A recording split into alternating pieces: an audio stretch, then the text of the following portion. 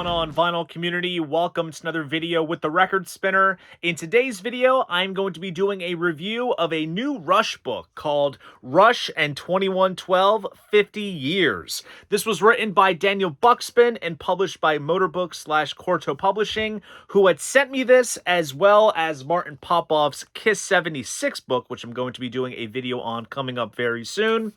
2026 appears to be the year of Rush, not only in the sense that Alex Lifeson and Geddy Lee are reviving the machine again with drummer Annika Niles taking the place of Neil Peart for the 50-something tour, but it is the 50th anniversary of Rush's breakthrough album 2112.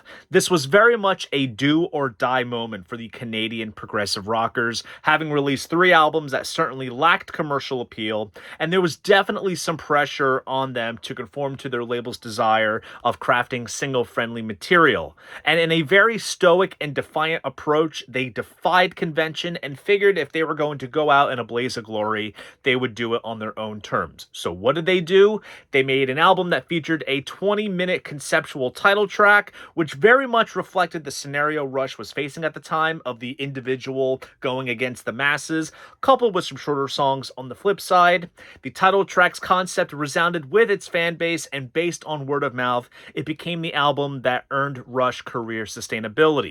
So I feel that it's appropriate to have a printed publication dedicated to not only one of Rush's greatest records, but one that saved their career. We have quite a bit to get through, so enough of the chit-chat. Let's jump into what this video is all about. First, let's do a little unboxing / flip through video of the book, and just like so, I'll be switching angles.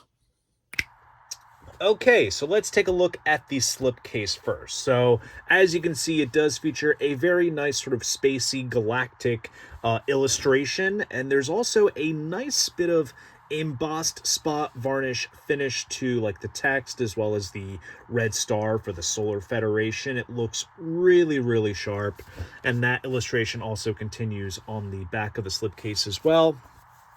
Here is what the spine looks like. And the book is housed on the left side of the slipcase, which slides open just like that. And here's the main book itself. So there's Geddy and Alex on the front, Geddy playing his teardrop-shaped bass, which was interesting of the time. And let's open this up and check out what's inside. Another great shot of Geddy and Alex there. Here we have the contents. There's that great crowd shot of the fans holding the Rush banner, which this ended up getting recycled in the gatefold for Rainbow's Long Live Rock and Roll album, and they just airbrushed the Rush design on the flag here and put in Long Live Rock and Roll. Hell, I think they even edited out a lot of the like band logos that appear on the t-shirts. There's like a Zeppelin one, a Rush one as well. Little fun fact. And then there's the 3 of them right there.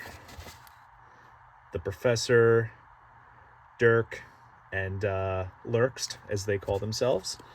So we have a little introduction about the album itself. And there we have some cool print ads, as well as a ticket stub. Great shot of Geddy there, playing on a shag carpet. Very nice. Probably to eliminate electrical shocks. That's an infamous Greg Lake story there.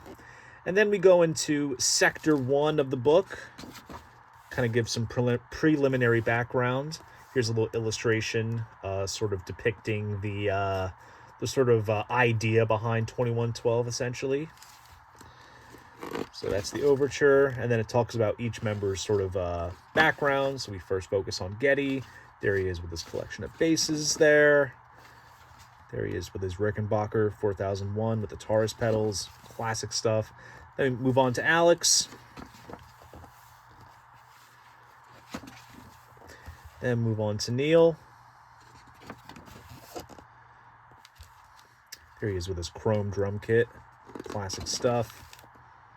Some 7-inch center label scans for the Twilight Zone promo single. Then we go into a little bit of background behind Terry Brown, who had produced and engineered the record, as well as many other Rush albums from this period, very early on, even up to 1982 Signals. A Little photo of the Hendrix Experience, which Rush kind of molded themselves under that power trio sort of template. And then we kind of have a little summation of the band's sort of progression from the very beginning up to the point that 2112 is centered on. So it kind of breaks down the first 3 records. You got the first self-titled album, Fly By Night, as well as Caress of Steel, all with various photos of the band from various years. And some of the photos kind of jump around a little bit in terms of eras. So like here we have a shot of them. I would assume this was probably shot when they were doing permanent waves or moving pictures. So there's kind of photos from all eras. See, like even like with the double necks, you know, they use those on Xanadu from Farewell to Kings, but still, you know, it's of the period or parallel to it. Then this goes into the making of 2112 in the studio, and Terry Brown gives some great insights as to how the album came together in the studio. There's the album cover there. And this kind of breaks down the artwork here, and there's the album cover for All the World's a Stage, which was recorded during the 2112 tour. Then there's a little summary on what the meaning behind 2112 is in terms of the concept and what it resembles. Then we move on to Sector 2, and this is the track-by-track breakdown. So obviously, the big sidelong title track epic gets a great deep dive here, section by section nonetheless. You have the overture, then that goes into... that continues on for a while, actually. Then that goes into the Temples of Syrinx. So as you can tell, I mean, this really is an in-depth analysis, which is just absolutely wonderful. I'm noticing a lot of photos of double neck action in this book. Jeez. And then here's a cool shot of Alex with his collection of guitars. There's a Rush on the front cover of RPM Weekly. And also, you'll see your fair share of Japanese kimonos as well, because I think this was the point when they started to experiment with the kimono look, as they appeared on the back cover of 2112 wearing them. Or those actually may have been more satin, you know, outfits. So that might have come a little bit later. Then we move on to side 2, which breaks down all the various shorter songs that appear on the record, such as Passage to Bangkok. There's a center label scan there for the, I think that was that the live version? Yeah, that's the live version from Exit Stage Left. And other tracks like Twilight Zone, Lessons, Tears, Something for Nothing. I will say it is great that we have these sort of extended breakdowns of even some of like the tracks that I guess are deemed bit more deeper cuts, particularly things like Lessons and Tears, which are really enjoyable, but you know, not exactly up in the pantheon as other tracks like, you know, Closer to the Heart, The Trees, Cygnus X1, etc. But it's really great. That's a great shot of the band in the studio. Les Studio, I should say, in Quebec. This was during Permanent Waves sessions. There's the professor there behind the drum kit. Terry Brown once said at one point, like, as Neil was expanding his drum kit, as you can see, there's tempo blocks, tubular bells, wind chimes. I think he had said, like, in the very beginning, I think all that Neil had that was supplementary to his kit was a cowbell, which is crazy how it all kind of evolved from there. There's a cool 8-track of 2112. There's a cool print ad for the album. Very cool. Then we get into Sector 3, which is kind of the aftermath of the record and how the public perceived it, how it resonated with fans, and how it basically saved Rush's career. There they are in their tour bus. Various quotes from publications of the time.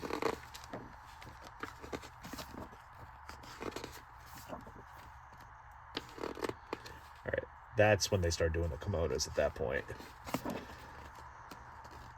And then, here's a cool scan of a bootleg from the period, Fresno Mood, which looks awesome. There's a cool, I think this was like a little pamphlet given out to the to attendees at the Massey Hall shows, which were recorded for All the World's a Stage.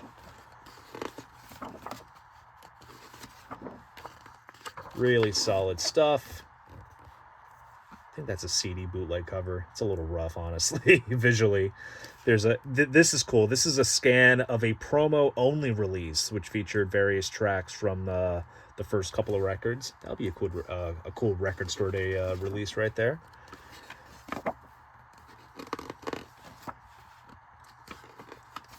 And then this kind of focuses on when the press starts kind of picking up on what Rush was all about. There's a scan from Circus Magazine from around 78, I want to say. 77, 78.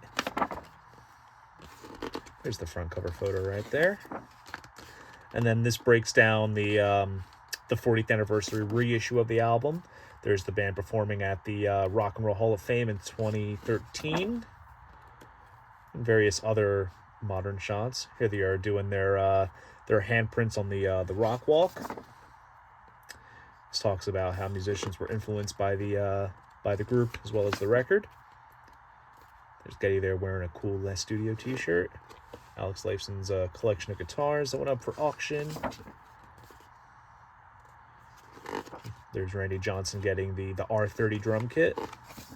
And then we have some acknowledgments, bibliography. So as you can tell, Daniel had a lot to work with between various other books and all these articles from various other magazines and various links and online publications, and that continues on to here. Lots of photo credits as well as a good index so you can pinpoint what you want to check out.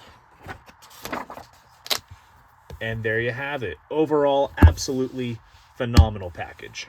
Okay, so let's dive into this book. So it goes without saying that Rush in 2112, 50 Years, fulfills its purpose in giving 2112 a thorough overview. Daniel Buxbaum builds the story based on a lot of quotes from some of the books that Neil and Getty have written, a bunch of print and digital articles, press materials, and even some liner notes from the various reissues of the album that have come out in recent years. Now, it's broken up into 3 sections, or I should say 3 sectors, very appropriately put, that pace the story very well. Now, I think one of the misconceptions behind books centered on an album by a given artist is that it very narrowly focuses on the relative time period that the album is centered within, and that's it. Nothing more and nothing less. It's very important to focus on the road leading up to that point, and the first sector in this book succeeds in doing that, starting off with Getty, Alex, and Neil talking about their personal upbringings, who their influences were, and what drove them to pursue music. Hell, even producer Terry Brown gets a segment, and that's great because within the context of Rush's early discography, he played a heavy role in the producer's chair, so much so that he was deemed the unofficial 4th member of the group. Then we have a brief summation of the group's preceding albums, like their self-titled debut, Fly By Night, and Caress of Steel. Albums they were steadily putting out and just weren't picking enough commercial steam. Then this leads into Terry Brown giving some insight as to how the album came together in the studio, and artist Hugh Syme breaks down the album artwork, which was the very first time the nude Starman emblem made an appearance on a Rush album. Now, Daniel Buxbaum conducted fresh interviews with both Terry and Hugh for this book, which I feel gives the book some elements of authenticity because those two played such a crucial role behind the album's background. And there's even some new interview bits from disc jockey Donna Halper, who was with Cleveland's WMMS, the station responsible for breaking Rush into America due to the strength of the song Working Man from their debut. Now, even though the 2112 concept is well summarized, Sector 2, I feel, is the real heart of this book, and it focuses on the album's track-by-track breakdown. And let me tell you, it is certainly one of the most informative and in-depth album breakdowns that I have encountered. Neil Peart's lyrics, whether they were philosophical, science fiction, or narrative-driven, sometimes aren't the easiest to digest, so this breakdown goes beyond what they are on a surface level, delving into various themes and motifs, even referencing the literature works of Ayn Rand, which influenced Neil's lyrics quite heavily in the band's early days. Even the album's instrumental prowess is described with such a colorful vocabulary that it doesn't really warrant having to listen to the album as you read through it just to make sense of it, because it does it all so effectively.